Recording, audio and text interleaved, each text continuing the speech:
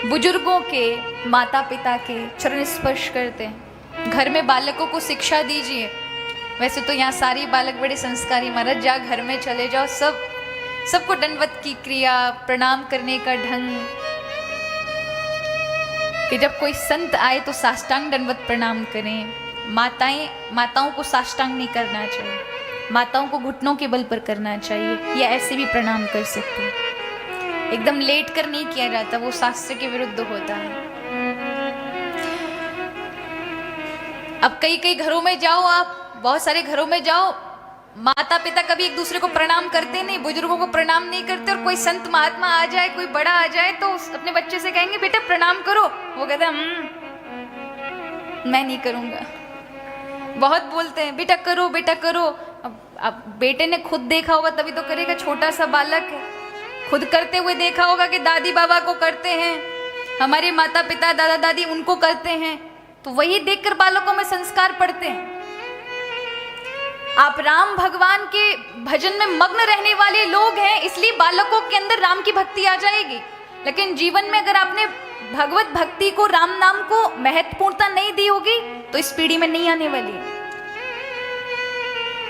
इसलिए याद रखें, आप चाहे कितनी भी शिक्षा दें, अच्छे स्कूल में पढ़ा लें, अच्छी यूनिवर्सिटी में पढ़ा लें, विदेशों में पढ़ा लें, यदि आपने उन्हें संस्कार और भावनाओं से नहीं जोड़ा, तो वही वाली बात होगी कि फिर आपको, जैसे चिड़िया के जो पुत्र होते हैं ना छोटे छोटे, वो उनको खिलाती है पिलाती है, अब खुद भूखी रहकर उन्हें उनका पेट भरती है, और एक समय आता है कि पंख होते ही उड़ जाते हैं, उनको नहीं देखते।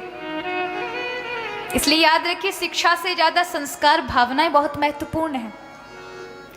संतों के आशीर्वाद से, शास्त्रों आदि का अध्ययन करा करके, कहीं भी कोई व्यवहारिक कार्य हो रहा हो, बच्चों को लेके जाएं, जन्मदिन आदि हो, आपकी शादी की एनिवर्सरी हो, मनाते हैं आप लोग, जन्मदिन मनाते हैं, मत करिए उतना विशालता कि लाखों रुपए खर्च करके कार्ड बंटवा रहे हैं, बड़े बड़े केक मंगा रहे हैं।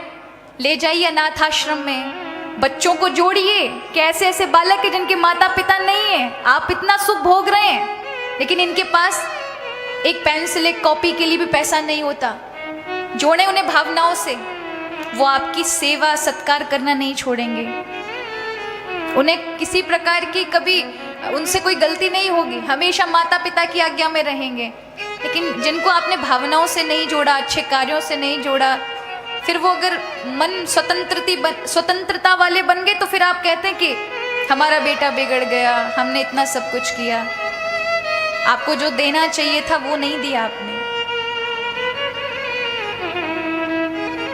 आज ये कलंक है हमारे कि वृद्धाश्रम आदि खुले रहते हैं, माता पिताओं के सम्मान में कमी आती है, क्योंकि हम भावनाओं से नहीं जोड़ रहे हैं।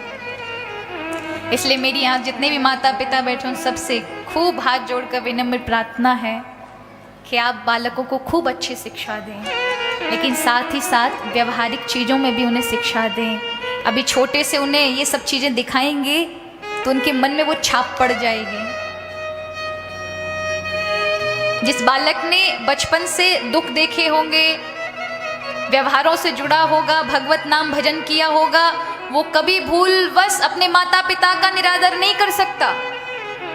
कर भी दे कदंचित, इस वाणी से निकल भी जाए तो क्षमा याचन करेगा। लेकिन जिसने कभी कुछ ऐसा देखा नहीं है, भावनाओं से कभी जुड़ा नहीं है, तो अगर आपको उल्टा सीधा भी बोलकर छोड़कर चला जाएगा ना, तो उससे कोई प्रवचन का भी फर्क नहीं पड़ने वाला।